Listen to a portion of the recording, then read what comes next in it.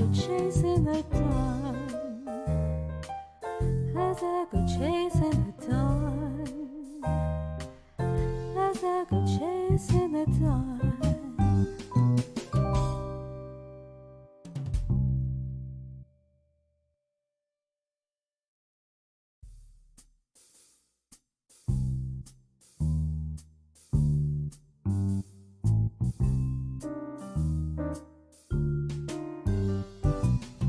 Another stroll in the shadows, one more familiar street.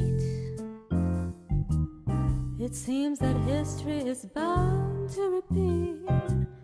That's how my destiny's drawn. Just when the story is shifting, turns out it's too good to last. Maybe I just can't escape from the past as I go chasing the dawn. Why don't you just release me and go your separate way? My heart has nothing left to give away. Another drink for my troubles, another cold cigarette. I'm not the type, but I'll take a bet that flame will keep burning on as I go chasing the dawn, as I go chasing the dawn, as I go chasing the dawn.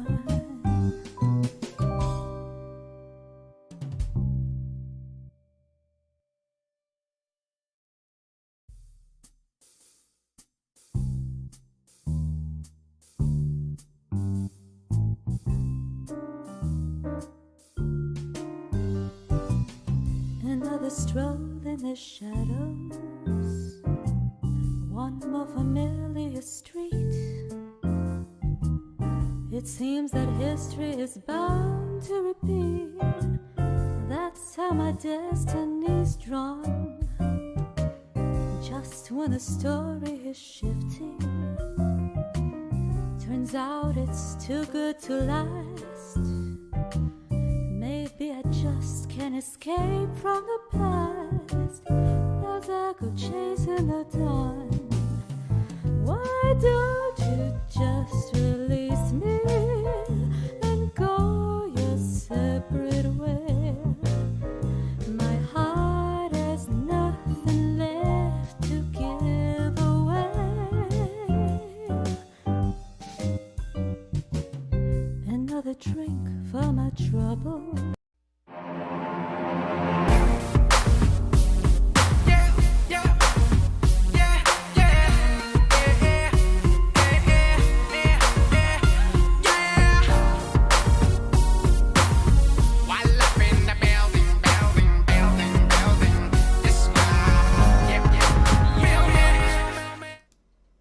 Good morning, everybody, and welcome to Halsey Live. We've got another special guest returning, Apex Imperialist. We're going to be talking about Israel. We're going to be talking about Somaliland. We're going to be talking about a whole bunch of shit. But first, let me remind everybody you can find him at Apex Imperialist on X.com. It's the best place to find him. Hit him up for information. Give him a follow and promote his stuff. He's got some really great opinions on things, and it's really good if we can look after our own. You can find me at Halsey English on YouTube, at Halsey English on X, or on a variety of other places. You can go to my Patreon or my Substack if you would like to support me. And let's get this show on the road. Apex, how you doing? Pretty good. Excellent. Excellent, excellent. So tell me about Somaliland. I know you've been really involved with people from over there and all of that, but nobody really I meet has much of a background. So tell me about Somaliland. It's pretty interesting. So I think it was primarily negotiated by the UAE rather than Israel. Mm-hmm. They want to circumvent Saudi Arabia in terms of trade. So instead of just having the American-backed IMEC, which is the India, Middle East, Europe corridor, which is supposed to go from the UAE to Saudi Arabia to Jordan to Israel, They would like to have ships going to Berbera and then to Eilat. That allows them to circumvent the Suez Canal because Eilat will be connected to Ashdod and Haifa via rail that goes to Dimona and then Beersheba. As such, what we're seeing is that everybody are trying to circumvent Egypt. Meanwhile, the Saudis want to circumvent them with IMEC, and they want to circumvent the UAE by building a railroad to Oman, which will do the same thing. Meaning they'll have two options. The UAE will only have them as an option. So they're trying to box each other out, or at least circumvent each other. Meanwhile, the Turks are trying to also circumvent Egypt by building the Hejaz Railway, which would go from Turkey to Syria to Jordan to Aqaba and Eilat. And they are also trying to circumvent them by going from, I forgot the names of the cities, let me find them. 1 second. From Al-Faw to Faish-Kabur. Faish-Kabur is Kurdistan, Iraq, but it's connected to Turkey. And then with this railroad would go all the way to Al-Faw, they'll have access to the Persian Gulf and from it to the Indian Ocean. And then there's the third option, which is Israel could offer them access through Ashdod and Haifa to Eilat, which will again circumvent Egypt. So people are talking about this idea of an axis between Egypt and Turkey and Saudi Arabia against Israel and the UAE. I think it's impossible. Why? Because the Saudis and the Turks are trying to circumvent the Suez Canal. That would be horrible for Egypt's economy and their geopolitical positioning in the world. So would Egypt really want to work with anyone that tries to circumvent them? I wouldn't think Less so. likely. I mean, a good portion of their economy depends on the use of the Suez Canal. The Suez Canal is not just what it produces money-wise. It's about, with railways and ports and canals, it's not about the amount of money they generate. It's about the industry that goes around them. So they have ports that make money from this. They have industries that get easy access to shipping. They have subsidies from the United States, which, well, the United States will probably continue to subsidize them, but it subsidizes them with quote-unquote aid in return for Egypt saying, if there is a war between the USA and Russia and China, we will close the Suez to their ships and keep the Suez open for American ships. Right. That's not going to... So they don't want their position here to be compromised. By the way, that's why they're so scared about the idea of a Ben Gurion Canal, because not only will it undercut them and force them to lose 20% of the money just on the shipping, it would also allow Israel to say to America or to the Chinese and Russians, how about we make the same deal? Right. If you're in, right? Because, I mean, Israel could go to America and say, well, why rely on the Suez when you can rely on our canal? Or they can go to the Chinese and Russians and say, well, America and Egypt will close the Suez for you, but we can keep our Ben Gurion Canal for you open. Right. So, yeah, it's a bit of a rivalry. I still think Israel is not going to fight Turkey. I don't think so either. I think Turkey is the final boss in the Middle East. Like, if we're going to fight Turkey, it's going to be the last. No, I think Saudi Arabia is becoming... Well, Saudi Arabia and Turkey are becoming the final bosses, I guess. Yeah, the Saudis have the most money. They're working on it, but Turkey has more of a military advantage than Saudi Arabia. Yes, they have a very advanced military. If you look at the Altai tank, it's in par with European tanks. Less advanced than the Merkava, in my belief, because but it's There's a no pretty tank good tank. as advanced in the world as the Merkava.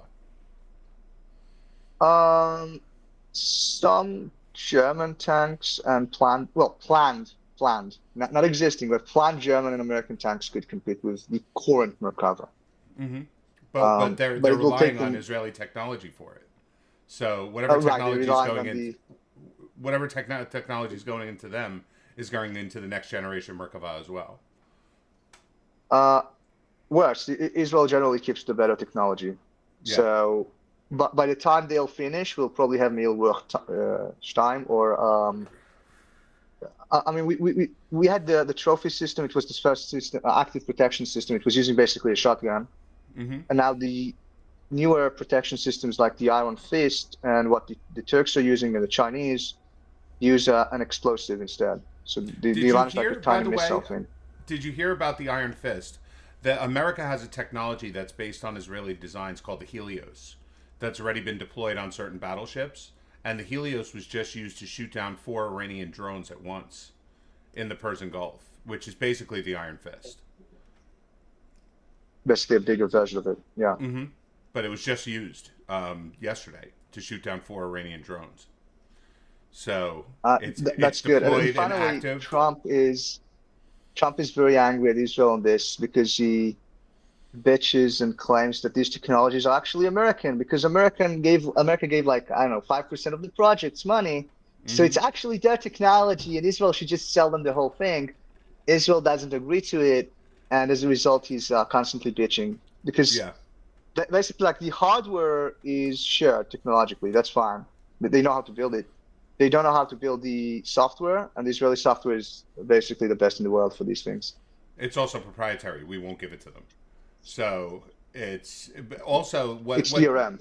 Right. And what it really pisses off the Americans about this is that Israel maintains veto power over everyone they're allowed to sell it to. So if they try to sell it to a nation we consider hostile, like Turkey, then Israel will just veto it, just like we did with the F-35. And it's ridiculous because they're selling weapons to our enemies, literal enemies like Saudi Arabia, Egypt. Well, Saudi Arabia is literally our enemy. Egypt is Turkey. Basically our rival. Turkey is basically our rival, potentially our enemy. I mean, these countries are hostile to Israel, even if they have quote unquote peace. Saudi Arabia doesn't even have that. Jordan, I am actually fine with them selling weapons to Jordan because I see there's a buffer state between Israel and Saudi Arabia. So, like, everybody is saying, no, Jordan bad, they're Arab. And I'm like, how about we put it in proportion? They're afraid of Egypt because they try to unite with the Arab republicanism. They're afraid of Turkey, which tried to, conquer them in the past, or well, own them in the past. They're afraid of the Saudis who conquered the Hejaz from the Hashemite royal dynasty. The Saudis are also blood rivals of the Jordanians. Like they despise each other more than the Israelis and Palestinians. So they conquered the Hejaz from them. I know. They're afraid of republicanism in Iraq. I mean, the Republicans in Iraq, the Arab Republicans basically overthrew them. They had 3 kingdoms for the same royal family. Now they have 1. Yep. So in the case of Jordan, they are very, very quote unquote pro-Israel, not because they like us, but because they would be destroyed by the others, and Israel kind of keeps them alive.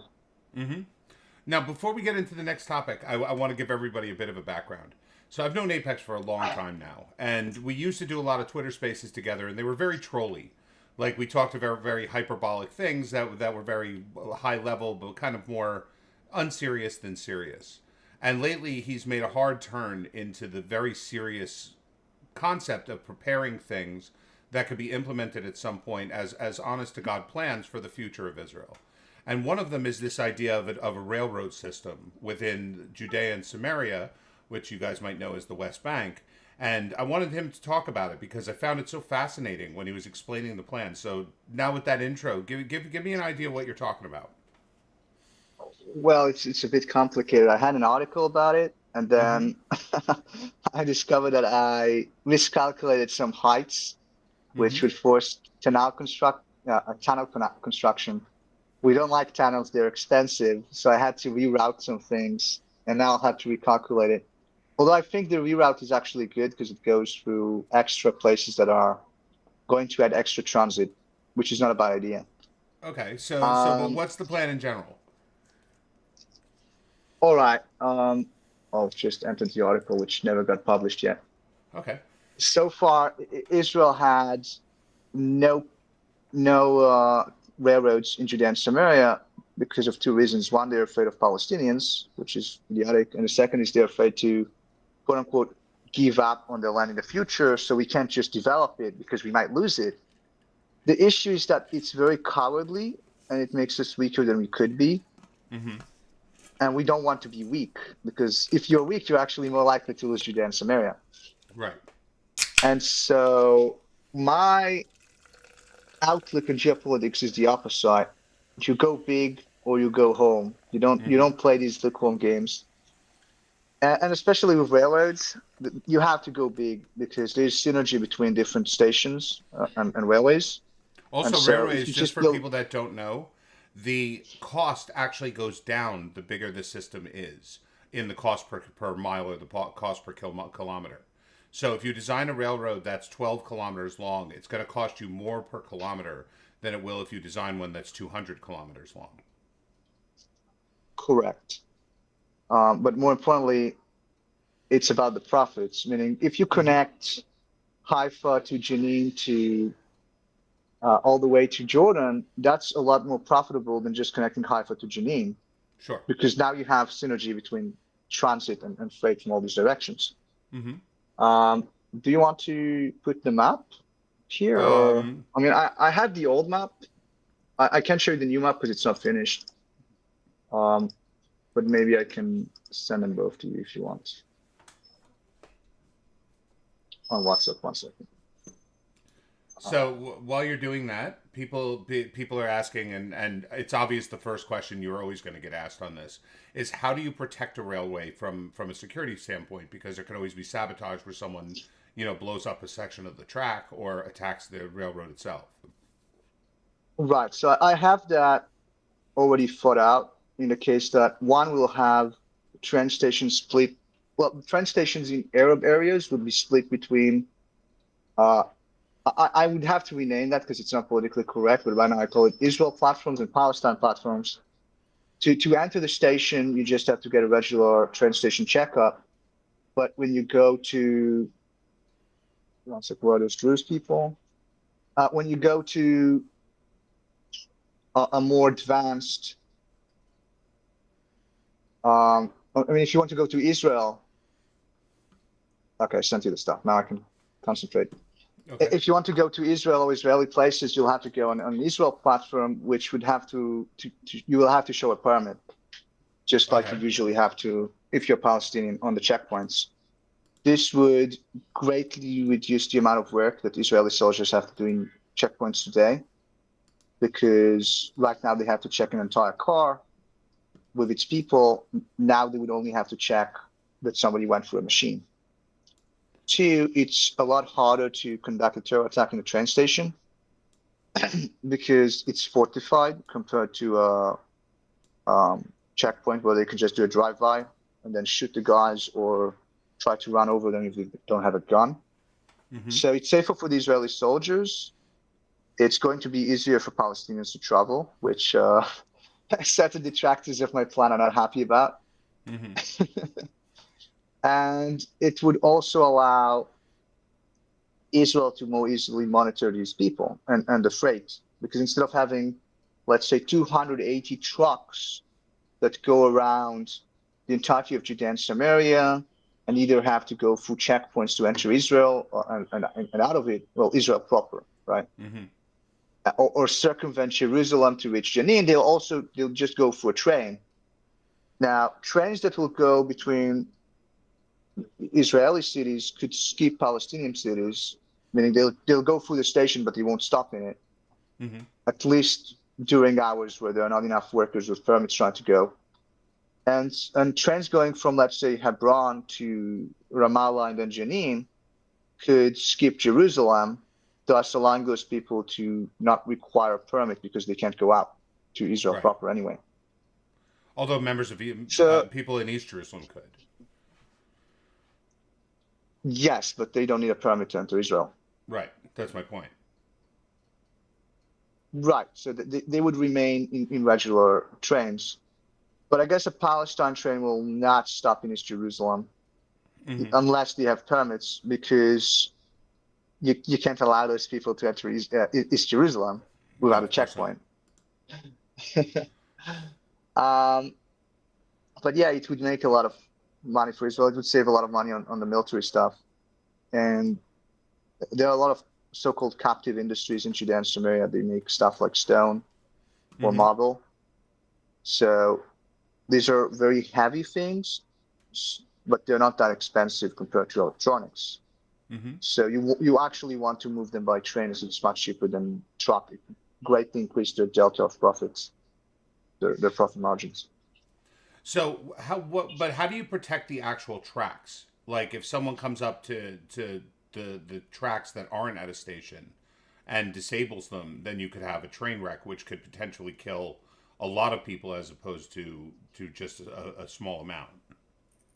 Well, first of all, trucks can be monitored with cameras all over, so that's not an issue. And they are already monitored with cameras all over in Israel for the simple reason that you don't want someone to cross the track and die.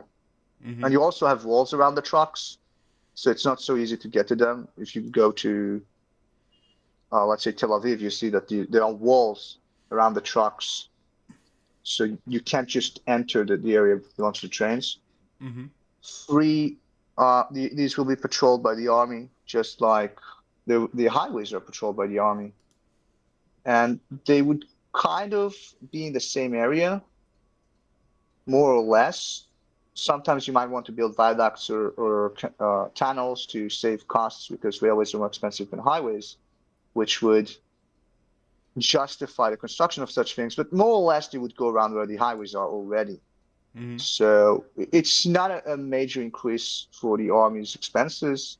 You'd probably use a mixture of drones and Aton APCs. The Aton is Israel's latest wheeled APC. It's actually, finally, even though it's a very expensive APC, it's cheaper to maintain than the old American APCs that we have. Right. So the IDF is very stoked about it. And it's, of course, much better protection-wise and mobility-wise. Sure. So in the event that the railroad is implemented, do you think that it's also an effective method that people that start working in different areas of Jordan will emigrate from Israel proper or Judea and Samaria to foreign countries, as they'll now be able to enter and exit? There would be no passenger transit from Jordan to Israel for the simple reason that while passengers from Israel can easily enter Jordan, passengers from Jordan can't easily enter Israel. So that's not a thing. Freight will go, as it usually does. Instead of trucks, it will be with trains. However, and this is something I'm kind of happy about, Israel is kind of forced to allow Palestinians to work in Israel proper because international law and NGOs like the ILO and ITUC, let's see if I can find their full names. I forgot to write their full names. I should do it. But they force Israel to employ Palestinians with work permits in Israel proper. Now, what will happen now with this plan is we will issue work permits for the railroads. Right. That will be equivalent to work permits in Israel, but will not be in Israel. And that would allow us to have those people work there and in, let's say, Tel Aviv, where we don't want them. As such, we could lower the amount of work permits issued to them in Israel proper. And when they are trained in rail construction and this fucking ambulance stops making noise, they could be sent to work on IMEC, because if they're already trained at building trains and train tracks, why not send them to work on IMEC? And I think Jordan would be willing to help us too, meaning if Israel and Jordan ally, quote unquote, on this project and say, well, you guys want to connect IMEC to Jordan, great. We want you to take our workers, and otherwise we will be very unhappy. And it won't happen because we won't let you come. And so we could probably send about 100,000 Palestinian workers to IMEC, maybe even more. 1 in 3 Palestinians that goes to work abroad doesn't return to Israel. They just choose to immigrate. We're not forcing them to do anything. Anyone with terroristic connections will not be allowed to return, which is standard security. We're not being nefarious here. Right. And preferably we will, I would say, not coerce, but make it very, very understandable for people who have terroristic connections in Israel. We will let you off the hook. We will give you a pardon if you go work on IMEC for, let's say, 10 years. So instead of sitting in Israeli jail for 2, 3, 4, 5 years, certain Palestinians would go and work on IMEC very far away from us, and we won't have to put them in jail. These would generally be people who throw stones or committed, let's call it petty terroristic crimes instead of murder. But potentially also people who try to do something bigger. We'll just have to give them a larger, you go work there and you can't return until you finish your job, basically. Interesting. Very interesting. I mean, offering people a way out of terrorism has actually proven kind of effective, especially if you take security guarantees into account. I mean, we obviously we don't want to give them the ability to go work on building projects within Israel, because there's too much opportunity. They can sabotage. Right. They can do sabotage. They can do terrorism if they work in Israel. But if they work in Saudi Arabia, they have nobody to commit terrorism or sabotage against. And if they would commit sabotage, that's an issue of the Saudi state, and the Saudi state tends to cut the arms of people who do that. So I don't think they would do sabotage in IMEC, because Saudi Arabia is very violent. We're not, but the Saudis are. Yeah. The Saudis. In fact, most Arab countries know how to deal with crime. It's one of their actual strong points. Is that their methods of dealing with criminals are so harsh that they actually quite discourage crime. Correct, but they do it in a way that I find very barbaric. Of course it is. With all these executions and hand cutting. Mm-hmm. That's just, when you cut someone's hand for stealing and now he can't even get a job because he has no hand. Yeah. So you've made the situation worse. Yeah, but you know what, though? Like, again, law of the land. If you know that the punishment for stealing is getting your hands cut off and you choose to steal anyway, then that's not really my problem. Like, it's not really something I can sit back and go, oh, well, that's really barbaric. Well, you knew the rules and you broke them, No, it's barbaric and they knew the rules. It's both. Right. It's both. No, for sure. But at the same time, again, if you know the rule, like if there's no like published rule and you do something and are treated barbarically, that's different than if you know the rules. And even if they're barbaric, like in Singapore, if you spit gum onto the street, you get caned. Like they don't play around there. Like that's and everyone, and they're one of the safest societies on the planet. But that's because they're Chinese. Yeah. or majority Chinese. The Chinese are already safe. I mean, Taiwan doesn't have the same level of lunacy, but they're okay. Japan is actually quite harsh, but not so much for tourists. I mean, in Japan, you can go to jail in very horrible conditions. They have not westernized that part of their society. Actually, European jails are some European jails are quite barbaric. You'd be surprised. Well, I actually prefer the Nordic model, which is it wouldn't necessarily work with our Arab terrorists, but it does work for normal citizens who are doing crime, because they actually work on rehabilitation, fixing the person, rehabilitation, right? And there's logic to that, because the reason you remove people from society is because they're a danger, not because you necessarily want to hurt them. Other than that, other than IMEC, which could send a lot of our Palestinians to, I kind of want to connect Israel to Al-Faw. So if the Turks wanted to connect Al-Faw to Khyber, what was the name of that place? Shithole. Sorry. They want to connect Al-Faw to Faish Kabur. We want to connect Al-Faw to Jordan and then to Israel. That would divert trade that would otherwise go to Turkey to us. So less money for Turkey, more money for Israel. Potentially, you can also do it for Syria, although I'm not a big fan of the Syrians. I'm not either. I know. But you could do both, right? no problem doing both, and they'll have to take up Palestinians as well to do the construction. So even more Palestinians going away. Preferably, we will try to send the terroristic ones because they're more dangerous to us, and that's kind of the idea. So I'd be remiss if I didn't ask you about it. What do you think is actually going on in Gaza? Like it's been such a clusterfuck since the war basically ended, and I've heard a million different opinions. I obviously have my own, but what do you think really is going on? So at the start, what we saw is Turkey and Qatar trying to get a foothold in Gaza. Mm-hmm. And again, Gaza should be a Jewish Israeli place. It should not be under Arab rule. And Israel should not do know agree that to one of my Trump's cousins bullshit. was like a pioneer of Gaza. He lived in Kfar Darom like since its inception. So and then they ruined it. Mm-hmm. But the thing is, now what seems to be is that Netanyahu is cooperating with the UAE and saying, well, the UAE will run Gaza.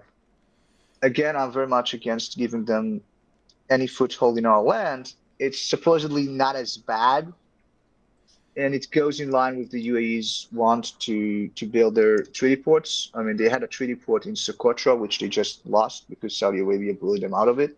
Mm-hmm. They have Berbera, which is alongside Israel, basically a treaty port, not under our control, of course, unlike historical imperial treaty ports, but it's basically under our management because we built the port, we own a section of it, and we control which ships goes in and out in that section. Kind of what China wanted to do in Haifa. Mm-hmm. So if you look, they have, I think it was Marsh Matruf, or maybe it was another city, but the UAE actually gained a city on the coast of Egypt, the Mediterranean coast in eastern Egypt, western Egypt. And now they want to gain Gaza as another port for themselves. Now the They're thing also is, establishing two of the largest ports in the Persian Gulf in their own territory. So right, and they also try to build a port in Sudan, Mm-hmm. north of Port Sudan. They want to build around 200 kilometers above it. They want to build their own port, but the Saudis bully them out of there as well. So they're being bullied everywhere. And now they want to come to our land. And I'm saying investments in port infrastructure or railroads, sure. But ownership of a strip of land that belongs to us is a no-go zone. I don't care if they're quote-unquote allies. I don't care if they're friendly. I don't care if they're cute. They just don't belong in our area.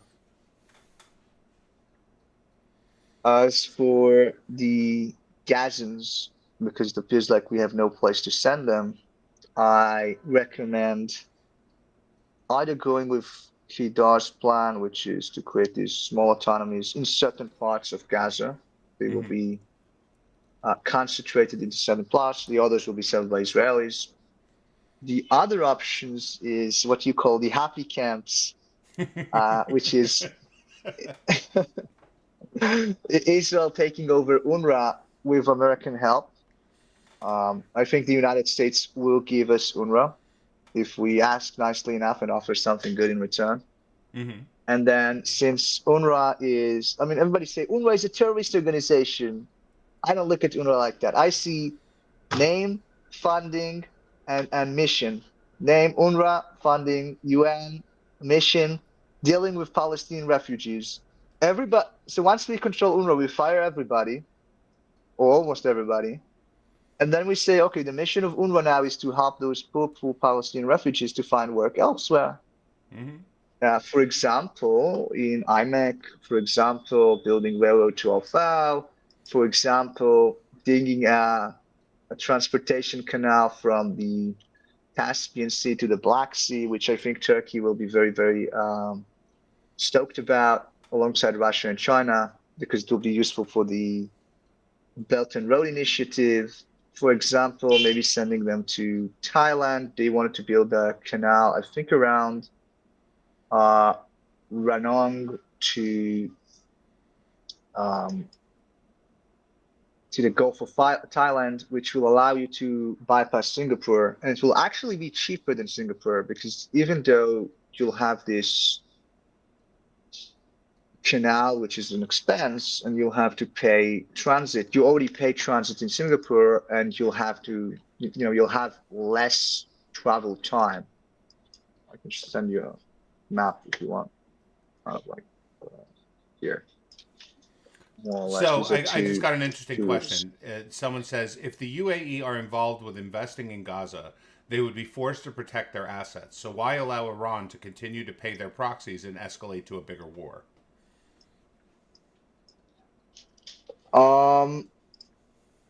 True, but do we want the UAE in our territory? Let's say they're friendly right now. Would they be friendly in a month? Would they be friendly in 10 years from now? Would they be friendly under their next king? We don't want to give anyone a foothold in Eretz Israel. We want to take it over. It's our ancestral homeland. Mm-hmm. And we should be ruling Gaza. But by the way, I actually spoke to the Druze yesterday, Druze from what they're called, Asweda, and also from a few other cities there. And they still want an Israeli annexation of their land. Sure. Why wouldn't they? And well, there are two options here for the Druze, which would be, in my opinion, as an imperialist Israeli, is one, we kind of grab that area and we annex it. But there is option two, which is we grab that area and turn it into something like the Palestinian Authority. Mm-hmm. Now, we wouldn't call it the Palestinian Authority. It would not be as problematic because they're not hostile to us inherently. And we'll, of course, have a different structure to it. But basically, it would be in such a situation, if Israel doesn't want to fully annex it, is they'll be under Israeli protection. They'll be a part of the Israeli market and economy, but they won't be Israeli citizens, so they won't vote here. So these are two options. Personally, I think that it would make sense to maybe make Australia more connected to Israel, while the area between Australia and Israel, which is Sunni Arab, Mm-hmm. would be small, tiny PAs, but differently structured, kind of like what Kedar wants. Mm-hmm. Now, it's a little bit of a lost opportunity here because we should have done that before Giuliani got the Kurds. I said it 4 times. When Giuliani was when Giuliani was marching on Assad, we had two options. One is make some trade with Assad, or two, just grab the land, Right. which we did late and didn't take it. And then we should have done a Crimea-style annexation. The other opportunity was when he was massacring the Alawites. We foolishly chose to do nothing. Mm-hmm. Then he came to massacre the Druze, and idiots in the Israeli government, which, I speak to those people, they were like, well, we knew that they're coming. We knew that they're amassing an army of Bedouins and other jihadis. And I thought, okay, it's time to bomb these guys before they move. They said, well, we can't do that without American permission. So they waited for, I don't know how many Jews to be massacred before making their moves. It was cynical, it was lame, and it was stupid. Mm-hmm. And then Giuliani marched on the Kurds, which was the most, fourth and latest iteration of this issue.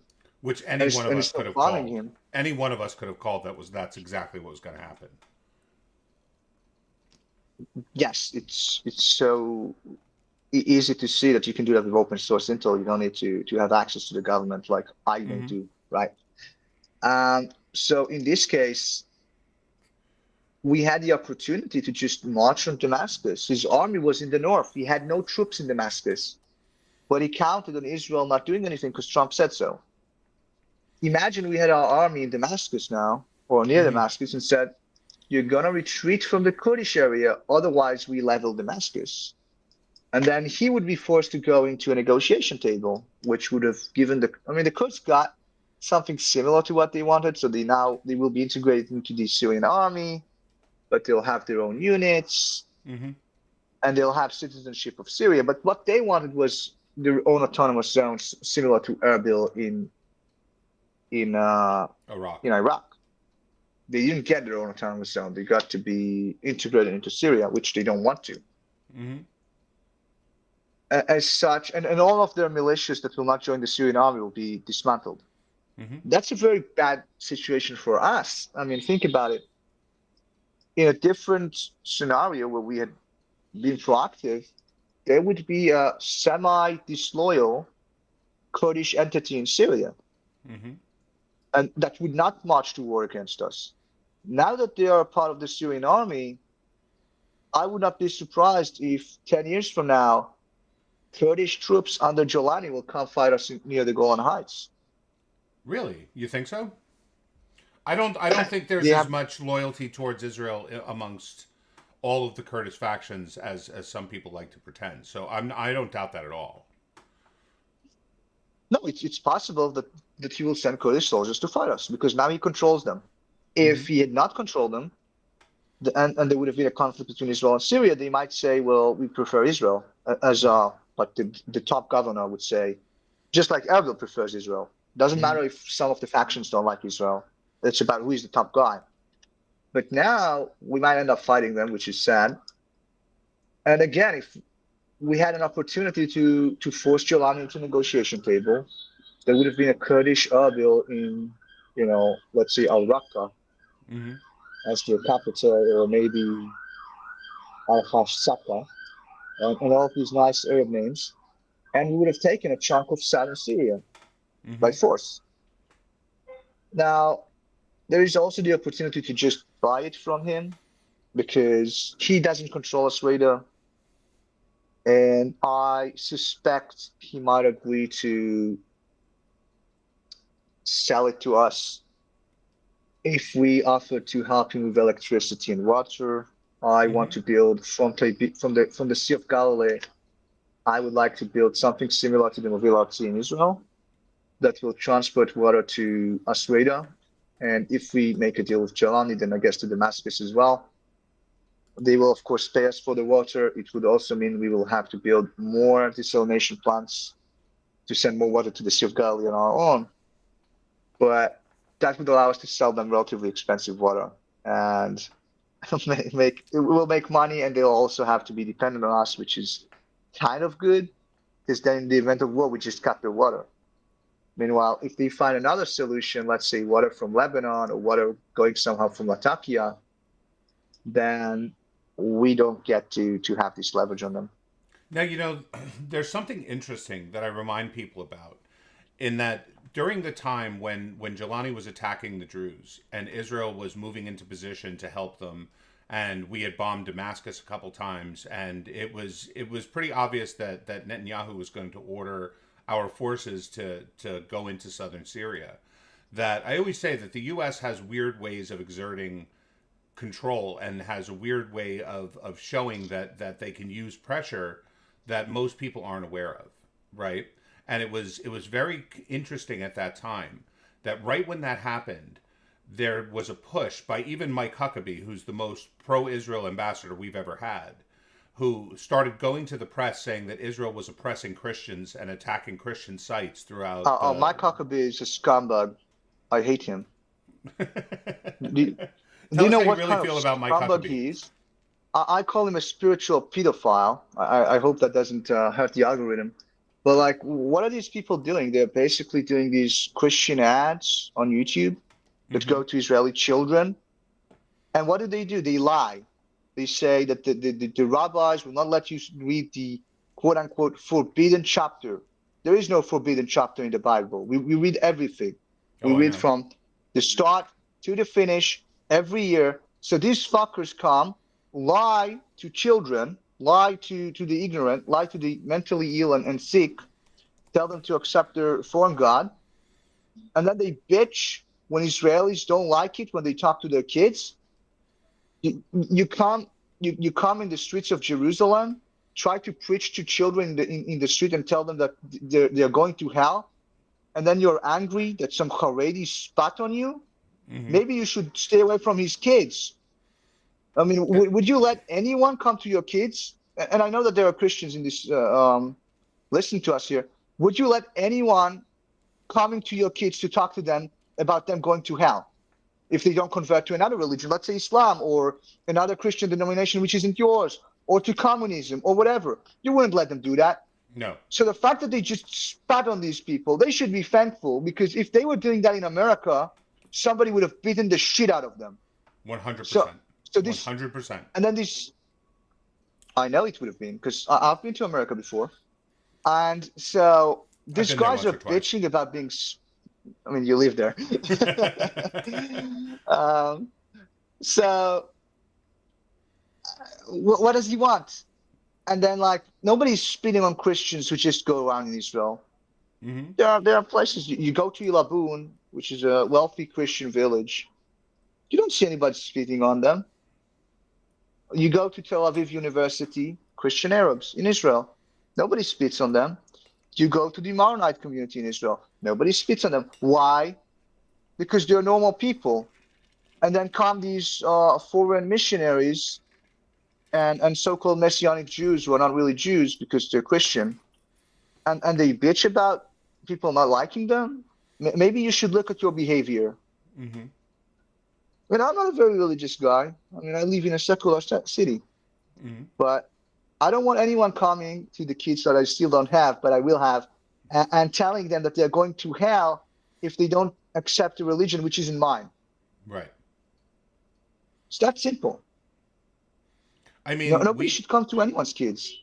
no, I agree. Go ahead. At my kids' school, they actually teach them that missionaries will approach them and give them like the talking points that they'll use and explain to them how they're not true and all of that because they understand that there's going to be times in their lives where people are going to preach to them, And and this try is this shit. a policy that the Americans will not like, and maybe someone in the Israeli left, but I think the Israeli left will agree with me. I want to ban. In Israel, technically, missionary work is illegal, by the Yeah, way. but the only people they You're use not it allowed against to are about preach. Chabad rapping tefillin with people in Tel Aviv. Right. I think it's time to enforce it on these American missionaries. I don't want to see ads about Yeshua. I don't want to see, not online, not in my street. I don't want to see that shit, and I don't want to see somebody coming near my kids, and which again, I still don't have any, or my nephews, which I do have, and my cousins, which I do have. I don't want some weird person from Korea or America coming to talk to a 5-year-old Jewish kid and then asking why people don't like him. Mm-hmm. By the way, even if somebody who is not weird and not wrong came to a 5-year-old and he's an adult and you don't know who that adult is, you would at least be concerned, right? You would be like, Absolutely. hey, who are you? Right? If some adult came to your child, you'd be like, who are you? Even if he's Haredi, even if he's like one of us, you'd be like, who are you? Even if he's a secular, it doesn't matter what he is, right? You would be concerned. Like, who are you? Okay, I think I kind of changed this topic, but Mike Huckabee is a scumbag. I don't want to see him. I want him deported from here. And he needs to be told. I don't care if you call yourself a Zionist. What kind of Zionist you are? Christian Zionist? Does he call himself? Like he wants to make us Christian? I'm not interested. If that's the Neither am alliance you I. offer, go on. Bye. It's like, I don't need you. So, but the point I made bringing it up was that at the time where we were getting ready to invade, Huckabee came out and said that we were persecuting Christians and they were going to reevaluate our visa status, the Israeli visa status with America. It was a shot across the bow to tell us to knock it off in Sweden. Otherwise, America was going to retaliate diplomatically, and it And worked. Israel should have immediately told that guy you're no longer welcome here. I Bye. agree. I actually agree. And usually I think that you're a bit extreme on these kind of things, but I actually agree. I think there are No, you should have been times where told diplomatically, you have slandered our nation. We do not support your hostile cultural subversion, and you're out. And if hmm this is what you're going to make your threats about, especially if you're going to make this threat during wartime, then you are not our friend. hmm I actually agree with you on that one. Ooh, did we lose him? No, you're still there. No. I need to do some stuff, so I'm gonna No, it's okay. shut the. No, we're coming to the end anyway. I just wanted to bring that up. Okay, so everybody, thank you very much for coming. Apex, thanks very much for coming. I'm hoping that you're going to be more of a regular on the show because I love talking to you about this kind of stuff. We're going to probably do a space afterwards where we're going to continue talking about some of this stuff over on X. So if you follow Apex or you follow me, we're going to be around. Thank you very much for coming, man, and we will definitely talk to you again soon. Uh, yeah, thank you. Not a problem. Okay, everybody, have a great day and My fellow Americans, tonight I am speaking to you because there is a growing humanitarian and security crisis at our southern border. In all honesty, a border wall or steel slats won't work. But great bodies of water will separate us from the horrible Mexican rapists. Introducing the 2019 Trump Great Border Moat, stocked with the most aggressive penis fish, incredible man-eating alligators, and unbelievable genetically modified moose-cocked rape dolphins, as well as flying, migrant-eating sharkfish. So incredible. I swore to protect our country, and that is what